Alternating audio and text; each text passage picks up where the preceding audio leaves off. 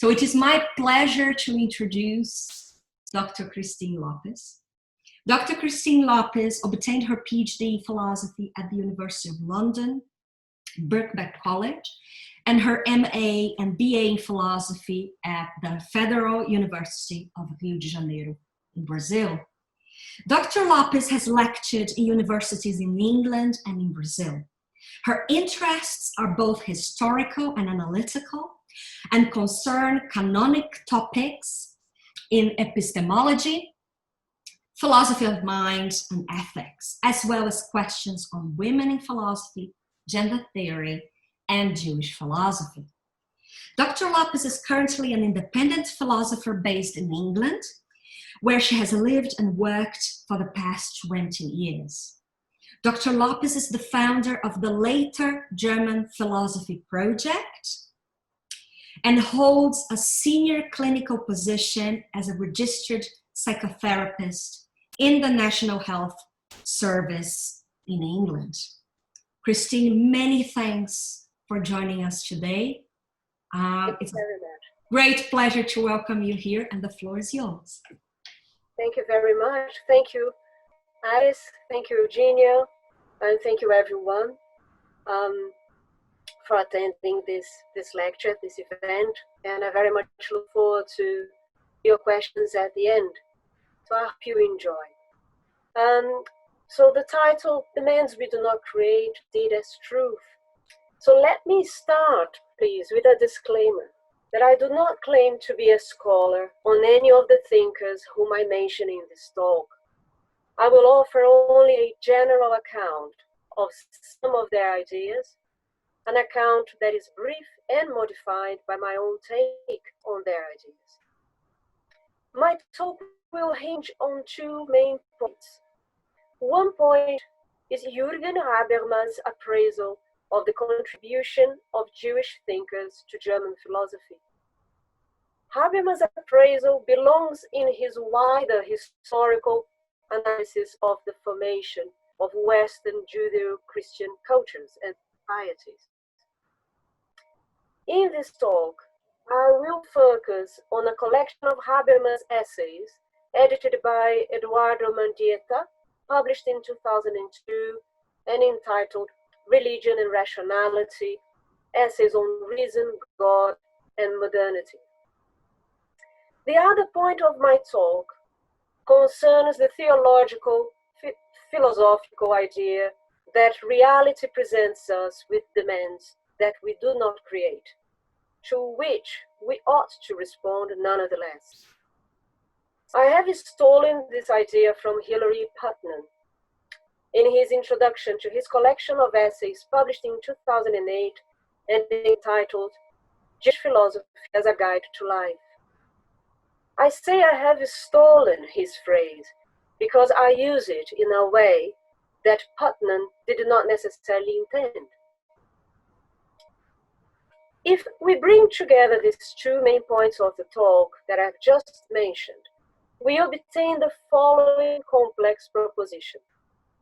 In the Western Judeo-Christian tradition, of which German philosophy is an exemplar, we find the core idea that reality makes demands on the finite and limited human mind, demands that this mind does not create, but to which it ought to respond. The ultimate creator of such demands is the monotheistic God. This complex proposition is the main premise of the present talk. So let me start with Jurgen Habermas. Habermas has written and spoken extensively about the interplay of religious and rational motives in social political life in general, and about the role of this interplay in Western European modes of life in particular. What marked Western modernity for Habermas was a process of rationalization of Judeo-Christian themes. Some of our most cherished values originated in this process.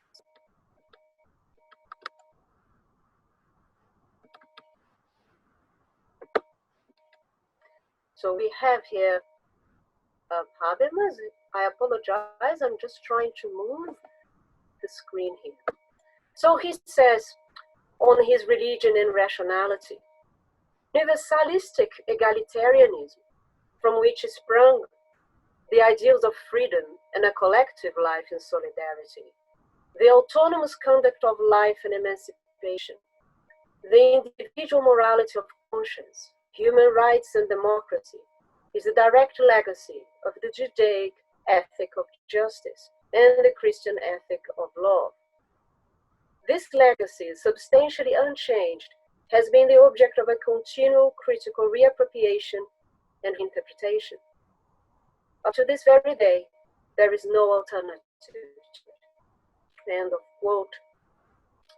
So the Western process of rationalization of Judeo-Christian themes encompasses all areas of human existence. Humanity comes to be defined in this process by reference to two existential dimensions: the divine dimension, represented by the Judeo-Christian God, and the dimension of entities that are related to, but not dependent for their existence on the conscious human mind. In the Western Judeo-Christian tradition, human existence does not belong as such in either of these two dimensions. For the dimension of divine existence is out of the finite reach of human consciousness. And while the dimension of entities whose existence is interconnected with our own provides for some of our human needs, vis-a-vis the biological needs we share with other beings in nature, this dimension does not cater for needs that are specific to human beings. These needs are to be met in a third existential dimension: the world. Habermas' philosophical concerns speak of a certain dynamic between these three existential dimensions.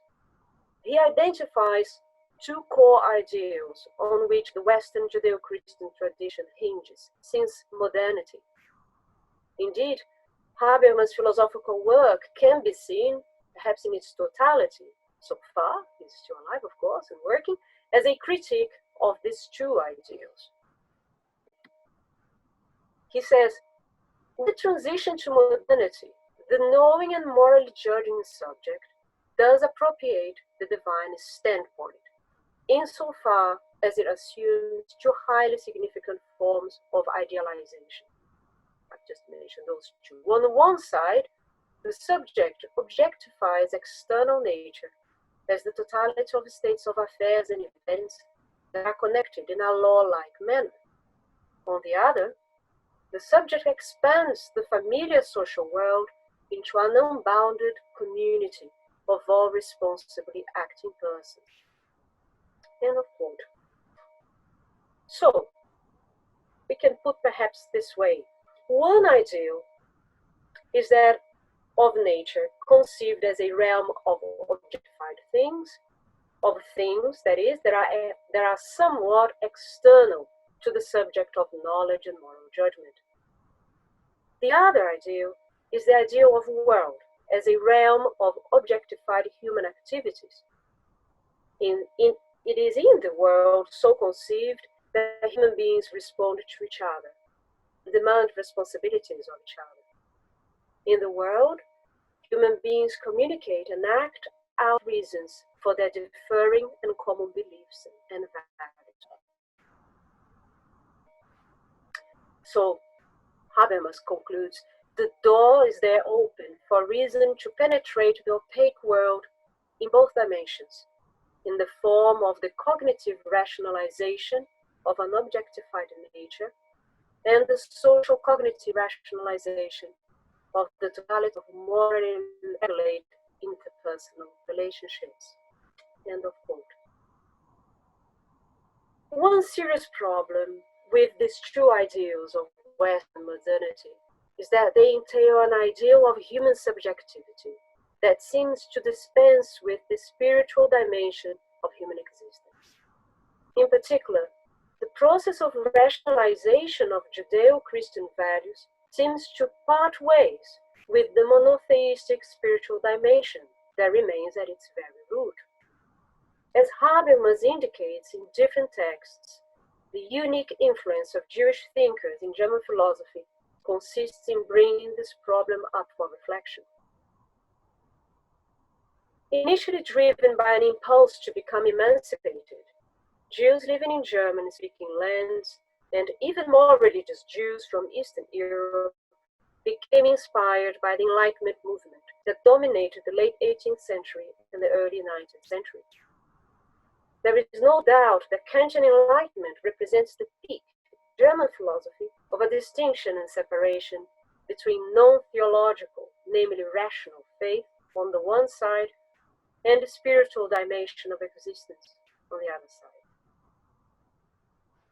Habermas has done more than most philosophers in the 20th century to make sense of the confluence of German Enlightenment and the Jewish Enlightenment known as Haskalah. Like many scholars have come to repeat after Habermas, the Kantian philosopher and precursor of German idealism, Johann Gottlieb Fichte, had already early on acknowledged and admired this confluence in a letter to another German Kantian philosopher, Karl Leonhard Reinhold. Fichte says, Kant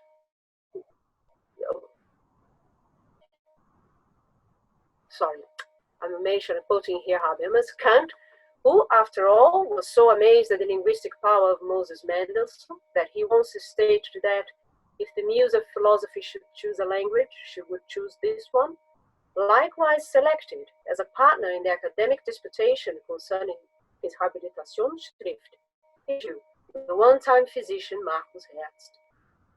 In Berlin, Hertz put his all into propagating Kantian philosophy, the first one to go beyond promulgation and push it radically beyond its own presuppositions was the genial Solomon Maimon, who had been inspired in his youth by Spinoza. Maimon, as Fichte wrote to Reinhold, has revolutionized Kantian philosophy from the ground up. Without anyone's noticing, I believe, continued Fichte, future centuries will bitterly mock ours. End of quote, again by Habermas. In modern and enlightened Europe, the human mind became the measure of all meaningful existence.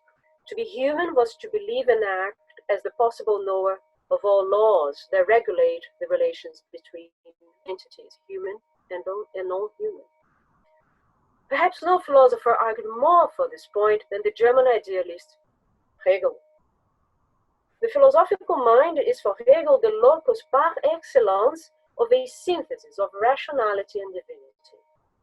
He went as far as to claim in 1830, in his Shorter Logic, paragraph 84, that all categories of logic may be regarded as metaphysical definitions of God. For most of the 19th century, German Jewish philosophers remained caught up between Kantian and Hegelian themes of exaltation of rationality as the ultimate expression of Judeo-Christian values and valid spiritual experience. This included an urgent call for a return to Kant from Otto Liebermann. The call further resonates in Hermann Cohen's work, aimed at a renewed commitment to the idea of a universal human subjectivity that is reflective of the spiritual dimension of human existence. Habermas notes that Cohen goes on to develop some arguments first put forward by the Haskalah thinker Solomon Maimon. So Habermas writes, Cohen was able to return to the matrix of problems prepared by Maimon. Cohen's great student, Ernst Cassirer, summarized his teacher's intention at Cohen's grave. Quote, the primacy of activity over possibility, of the independent spiritual over the sensible thing-like, should be carried through purely and completely. In place of every supposed foundation in things, there should enter the pure foundations of thinking, of willing, of artistic and religious consciousness. In this way, Cohen's logic became the logic of the origin. End of quote. And this is again a passage from Habermas. By the 1920s and 30s, German Jewish belief in rationalist emancipation and assimilation came under no uncertain attack. The years leading to and during the so-called Third Reich marked the destruction of German Jewish intellectual life as it had been known. Before then, however, philosophers like Franz Rosenzweig and Martin Buber had already called for a significant revision of rationalist themes of emancipation and assimilation. These philosophers called for the rescue of Jewish spiritual, if not religious, experience from the project of rationalization that founded Western Europe. Walter Benjamin, who took his life as he tried to escape fascism, announced the emergence of a powerful dialectic of the Enlightenment. As Habermas puts it, Benjamin took his own life in 1940, when, after his flight through southern France, the Spanish border officials threatened to deliver him over to the Gestapo. The theses of the philosophy of history that he left behind are among the most moving testimonies of the Jewish spirit. The ninth thesis says, a clay painting named Angelus Novus shows an angel looking as though he is about to move away from something he is fixedly contemplating. His eyes are staring, his mouth is open, his wings are spread. This is how one pictures the angel of history. His face is turned toward the past. Where he perceives a chain of events, he sees one single catastrophe which keeps piling wreckage upon wreckage and hurls it in front of his feet. The angel would like to stay, awaken the dead, and make whole what has been smashed. But a storm is blowing from paradise. It has got caught in his wings with such violence that the angel can no longer close them. This storm irresistibly propels him into the future to which his back is turned, while the pile of debris before him grows skyward. This storm is what we call progress. Illuminations, page 257 and 8 in the edition Habermas used. End of quote. Habermas' own intellectual to the contribution of Jewish thought to German philosophy is well known. It was the work of Gershom Scholem, a German Jewish intellectual, that enabled Habermas to close the abyss artificially created by National Socialism between German culture and Jewish thought. In particular, Scholem argued for the presence of Jewish mysticism in Schelling, on whose philosophy of human freedom Habermas wrote his doctorate work. Over most of the 20th century, and right into our own 21st century, Habermas has written and spoken about a human demand for a rational moral agency that can integrate, rather than sideline, human and spiritual experience. He has famously conceptualized this demand in his theory of communicative action and its implications for presuppositions. I shall not discuss Habermas' theory here, but it's not the topic of this talk. Rather, let me bring in next Putnam's claim that reality makes demands on us that we do not create. In this second part of the talk, I will briefly develop the idea that Jewish philosophy may understand deed and truth-seeking as two identical aspects of human life. We can say, motivated by some of the concerns that have inspired and informed Habermas' work, that a crucial problem remains for Western societies. This is a persistent and complex belief that the only life demands that matter are those that we humans have created or discovered. It follows from this belief, among other things, that only human action can adequately respond to such demands, and that we are the sole judges of the adequacy or inadequacy of our agency, of response to those demands. It's not perhaps too difficult to hear in this complex belief the Enlightenment themes of autonomy and freedom of agency, which are two important pillars of theories of universal rational subjectivity, knowledge, and religious and moral coexistence. Truth, in the long rationalist thread that runs through Western culture since Plato and Aristotle, concerns the relation between reality and our rational accounts of it. This is, of course, a very blunt way of speaking of truth, reality, and rationality. But it will do for this talk. It will suffice for the purposes. What Habermas' work indicates, I suggest, especially in its inspiration from German Jewish thought, is that the contemporary challenge for Western societies is to find new ethical ways in which to exercise their rationalist impulse.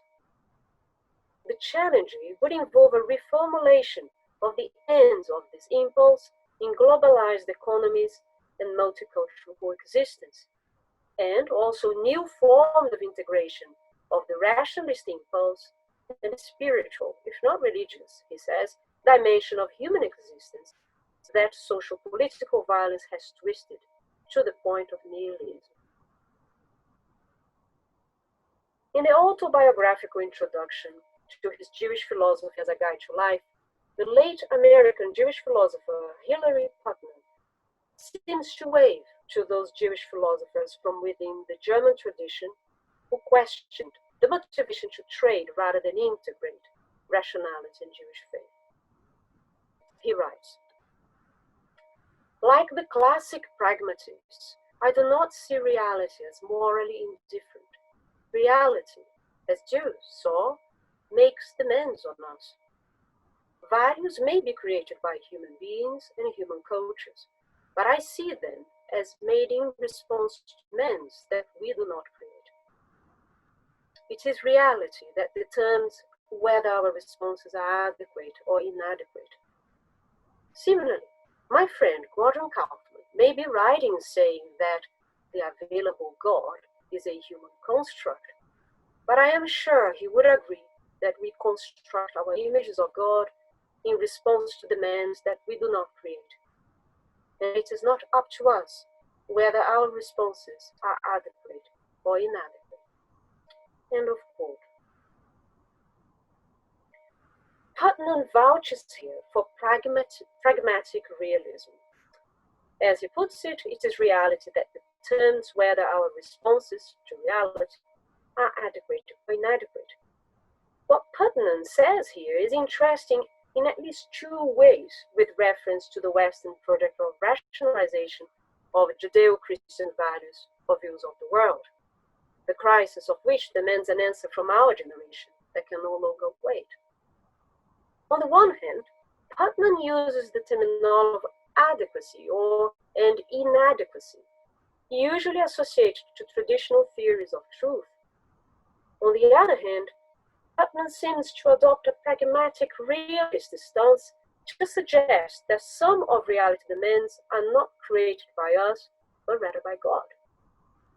So, Putnam seems to say that our responses to reality demands are adequate or inadequate, or that they convey truth or falsehood in relation to God's will.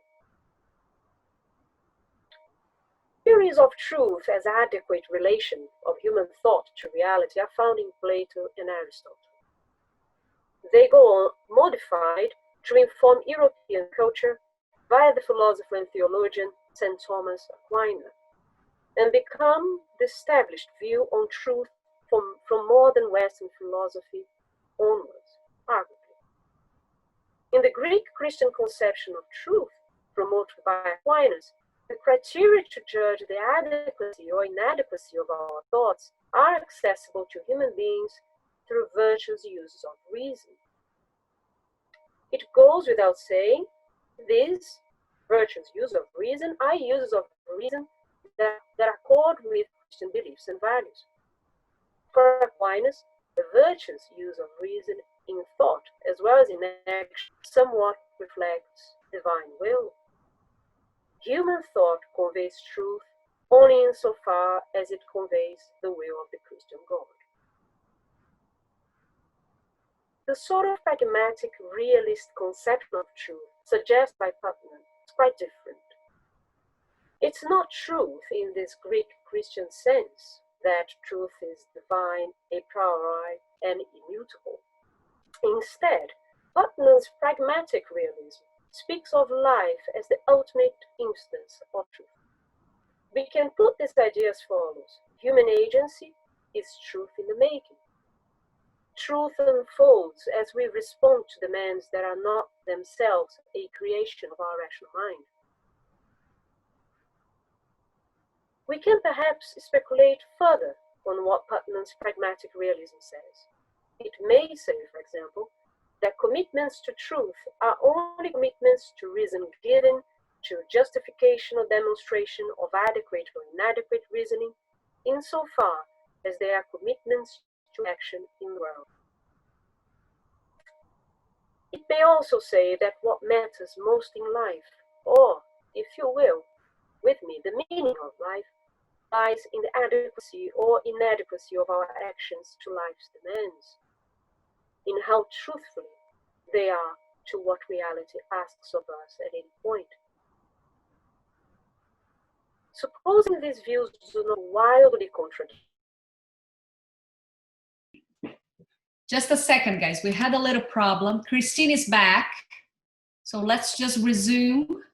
So I think I know more or less where we stopped. Correct me if I'm wrong. So we were talking about some interpretations I'm suggesting here of Putnam's pragmatic realism, what it may mean.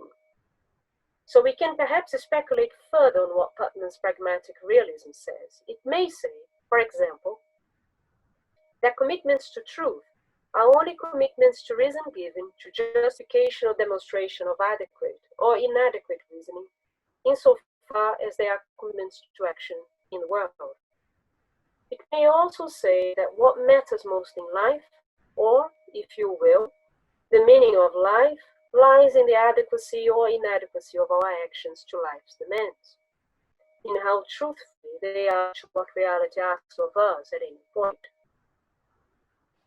Supposing these views do not wildly contradict Putnam's consideration on Jewish philosophy, and that they do not distort Putnam's relation to Judaism, we can then say that what matters in life is deed, and that deed is the only tangible and communicable sense of the word truth. Putnam's quote of Martin Buber may support this point.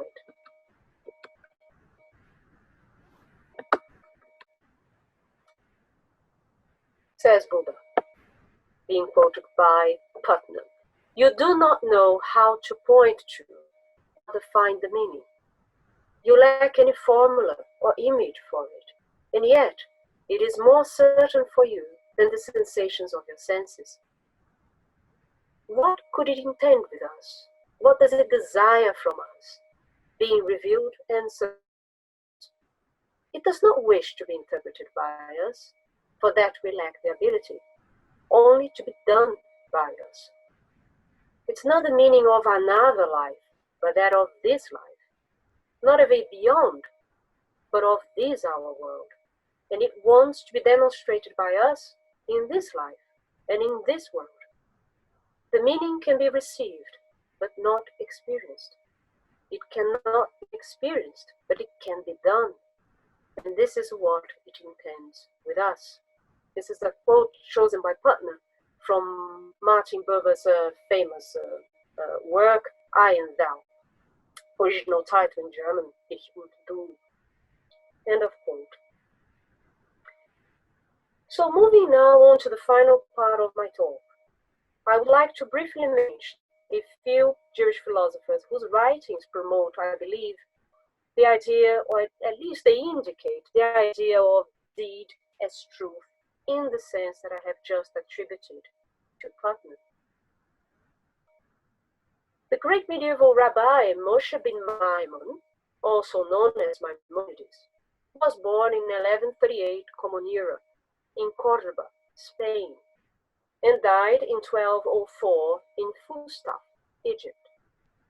Maimonides is best known for his book entitled The Guide of the Perplexed. In the guide, Maimonides attempts, among other things, to answer the metaphysical question of whether the world was created ex nihilo or has existed for all eternity, like God. Maimonides sets himself the task of reconciling the teachings of the Torah with the teachings of Aristotle, which had been preserved and translated by Muslim scholars. Many years later, under the influence of Maimonides, whom he referred to as Rabbi Moses, Thomas Aquinas would do the same with the Christian faith. It is in Maimonides' reconciliation of Aristotelian ethics and Jewish law, however, that the view of deed as truth may be recognized. Aristotelian ethics is generally based on the idea of virtuosity or nobility of character. There are those who possess virtuous characters and those who must practice in order to act in virtuous ways. The ideal of virtuosity is present where certain undesirable desires are absent, although there is practical virtuosity in the deeds of those who refrain from acting on such desires. In contrast with this Greek account of virtuosity, by character or by effort, the Torah comprises 613 commandments according to Maimonides. They are commandments for action, which every Jew ought to follow in response to their sinful nature. Maimonides' magnum opus is the Mishneh Torah, where he codifies the Jewish law. In order to reconcile Jewish way of life in Aristotle's ethics, Maimonides divides the Torah commandments into conventional and revealed commandments. Conventional commandments help distinguish who has a noble character and who has not. For example, if I make efforts to stop myself from committing murder, this shows that I lack a noble character, because I have to make an effort to extinguish that desire in the first instance. I have that desire in the first instance. Revealed commandments, by contrast, prescribe actions that are demanded by God's will directly, and so cannot be used to distinguish noble from flawed character. They come from God. I quote a passage from the excellent book of Moshe Halbel entitled Maimonides' Life and Thought.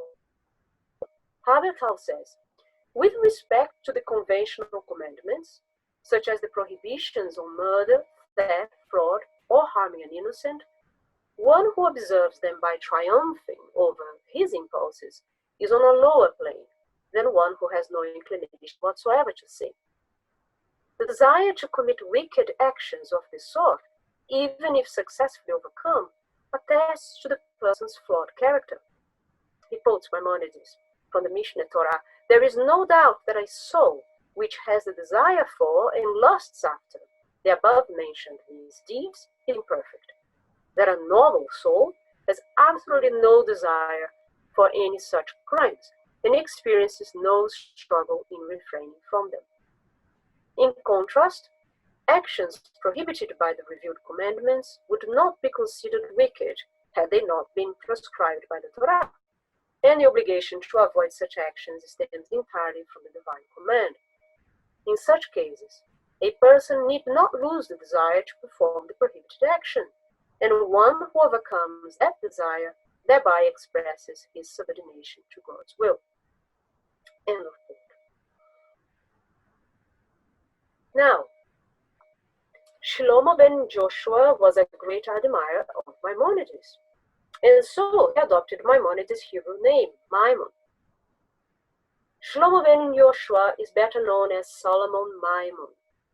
Maimon was a Jew from Eastern Europe, born in 1753 in Poland-Lithuanian lands that are now part of Belarus. He thought, wrote, and drank himself to death. He died in 1800 in Silesia. In his mid-20s, Maimon abandoned family and close-knit Jewish community in Eastern Europe and traveled to Berlin via Königsberg. Maimon aspired to be part of the Haskalah, the Jewish Enlightenment championed by the great German Jewish philosopher and intellectual of the time, Moses Mendelssohn. After some difficulties with entering Berlin, Maimon was brought into the German Haskalah fold. He was eventually sent away from Berlin by Mendelssohn. They had a fallout over ideas, as well as over Maimon's, shall we say, lifestyle. Maimon is best known for his critique of Kant's transcendental idealism. Kant openly acknowledged Maimon's genius, recommending this critique for publication in a letter to Marcus Hess, the German Jewish physician, their common acquaintance and Kant's long-term follower and friend.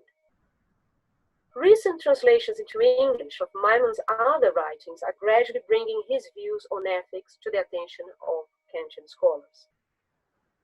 Following Maimonides and so Aristotle, Maimon believes that a sound theory of truth and knowledge must underpin moral agency. In this, he is said to be in some opposition to Kant, who separated theoretical from practical reasoning, if not in systematic appearance, certainly or structure, rather, certainly in content and object. Things get a bit complicated once we swap Kant's Christian moral lenses by Maimon's Jewish ones. Yes, Maimon was in love with the Enlightenment praise of all things rational, but he also came from Hasidic mystical Jewish lens, had some Kabbalistic leanings, and had been trained, like Moses Mendelssohn, to become a rabbi. His embracing of Enlightenment rationalist views could never agree with Kant's conception of moral action. Maimon challenged the core of Kantian moral thought. Kant's moral philosophy appealed to what Kant calls a certain common understanding about morality. This is the common understanding that morality concerns actions that are done out of a sense of duty. Through a system of complex arguments, Kant's readers were asked to accept that to act morally, to do right, to do good, to do just, is something good in itself, and that this is so for the sake of rationality. Kant wanted to show that to act out of duty is to act out of moral principle alone. This is to mean, for example, that no recourse to affective states could ever suffice to motivate the rational agent to act morally.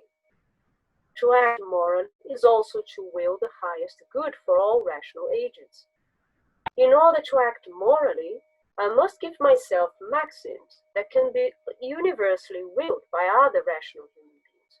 If I do so, my actions in the world will be necessarily and sufficiently good, and the incentives underpinning them will be moral by implication. Maimon turns Kant's stance on morality on its head. Yes, Maimon says, why and how one ought to act morally must be based on valid reasons. But, Maimon says, moral agency must, on this very argument, convey truth. If motivation to act morally is to be rational throughout, Maimon says, it must not come from any assumptions, including the assumption of a sense of duty that would pertain to the common understanding of people. The motivation to act morally, again, to do good, to do just, to do right, must come from some rational drive, Maimon says, that mobilizes, organizes, and gives purpose to the rational agent's consciousness. Such process, Maimon adds, must also be accompanied by a great affective surge in the rational agent, which inclines to action. In other words, there must be an incentive to act morally, which is intrinsic to being rational, and therefore inseparable from the affect or material existence of rational agents. This account of a rational agent's motivation to act morally stands in contrast to Kantian moral life. For the latter, it is acted out of a sense of duty and feeling of respect for the law, a sense and feeling that were perhaps no better exemplified for Kant than by pietistic attachment to divine commandment.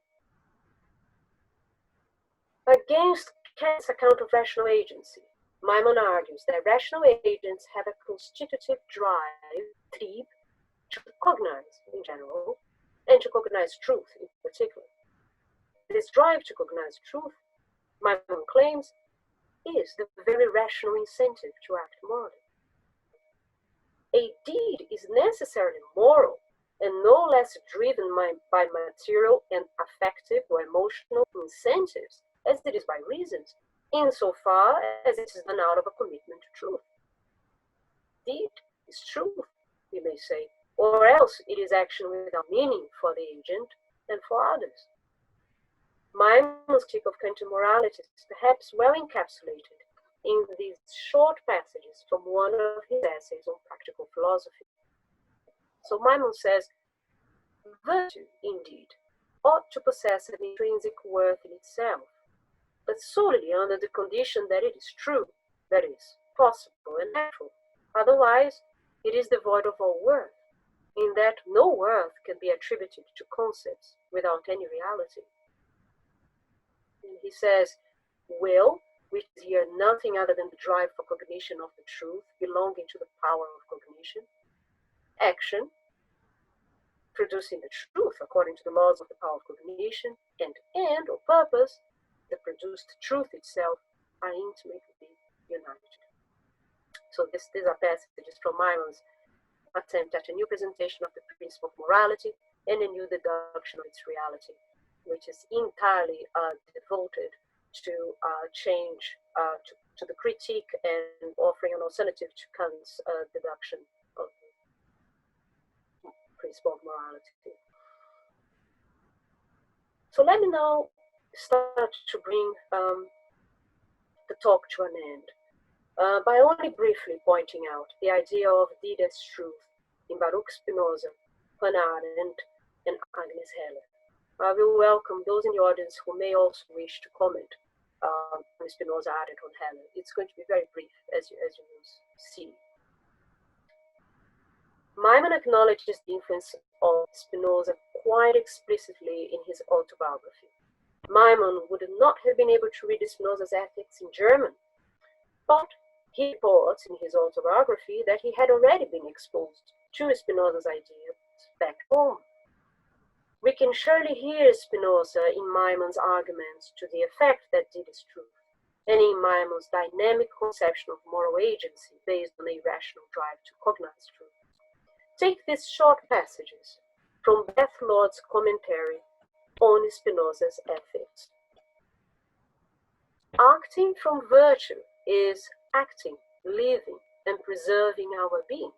These three signify the same thing, all of those by the guidance of reason, as Proposition 24. Virtue involves not only rational knowledge, but the ongoing striving for more rational knowledge. As with all things in Spinoza's universe, virtue is not a static state, but an ongoing activity. Insofar as we think rationally, we truly understand out our own nature, that we want and need more true understanding. The mind's greatest is to have as much true understanding as possible. The path to virtue involves increasing our understanding of ourselves and our world through empirical encounters that build common notions and rational understanding. And both those are some of Beth Lord's excellent take on Spinoza's Ethics. Spinoza is a main philosophical figure whose real stature and influence continues to be discovered. Perhaps it comes as no surprise that Hannah Arendt read his Ethics and made some marginalia. Her third and final marginalia is perhaps telling, because she made some not comments as such, but just pointing passages in Spinoza's ethics that drew her attention, not many. She placed, in particular, her third and final marginalis, perhaps there. She placed 3 vertical lines to the following passage, which in the ethics correspond to the proof of proposition 28.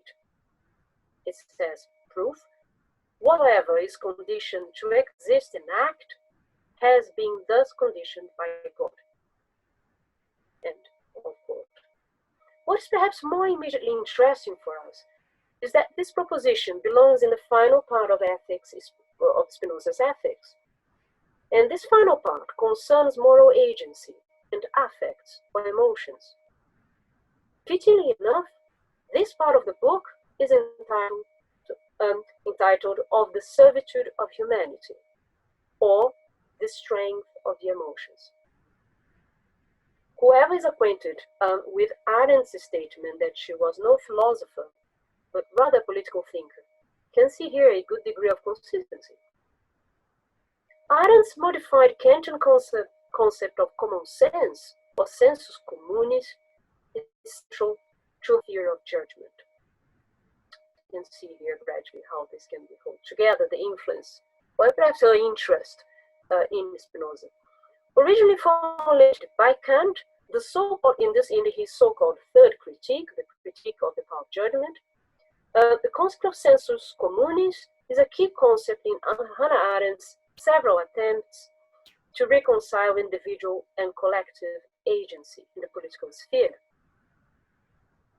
Arendt's voice shines over and casts a rather skeptical shadow on almost all that has been said in this talk, especially if we consider Habermas' hope for a more spiritual rationality warranted by the human power of communication in action.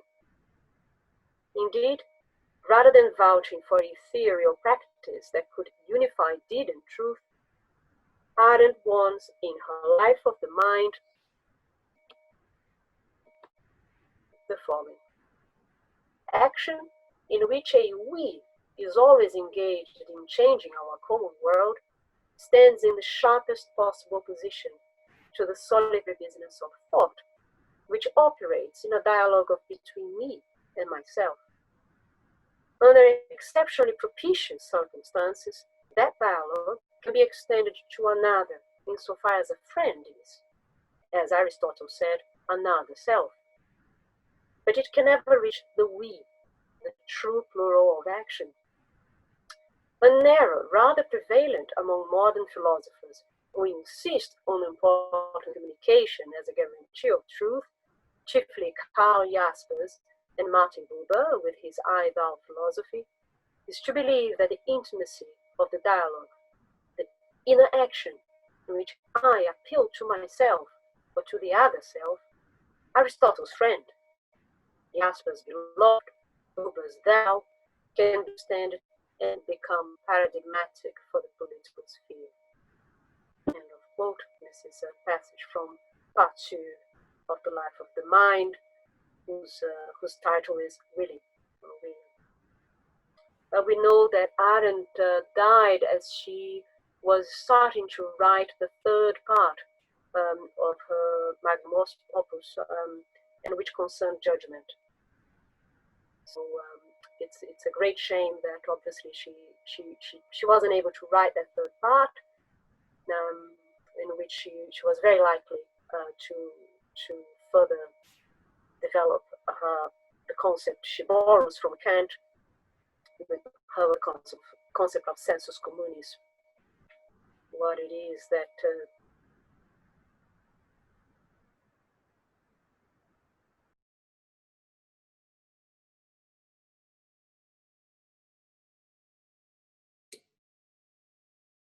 What happened?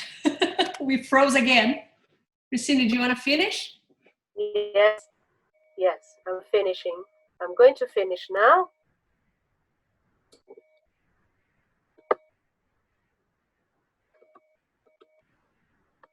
Bear with me. Okay, so I end my talk here by pointing out that the late Agnes Heller, I apologize to those who were in the audience and who perhaps certainly know much more than I know about Agnes Heller's philosophy. So I end my talk by pointing out that the late Agnes Heller, a Hungarian Jew who lived to witness Viktor Orbán's rise to power, seems to propose a reconciliatory and alternative idea of deed as truth, compared to Arendt and the discussions, historical discussions before them. Her ethical thinking, based on her analysis of what everyday life is a fresh attempt to ground human rationality on those aspects of life that we can never, even if we want to, replace with moral, religious, or political norms. Health is one such aspect, as Clifford Christians emphasize. So I quote him here. Agnes Heller develops a theory of social ethics. Her theory of social ethics is grounded in the decisive question of how good persons are possible. She disavows an abstract ethics of rules, so she does not build an ethical system, but observes the lives of good people or good persons. She focuses on healthy everyday lives rather than constructing an essentialist human being. The key issue in social ethics is dynamic justice with three dimensions. Optimal possibility for developing natural capacities to the maximum, active involvement as a citizen, and emotional intensity in close personal attachments. Agnes Heller refuses to discount the rational and radical, though, and contributes a fresh understanding of emancipatory practices to social justice.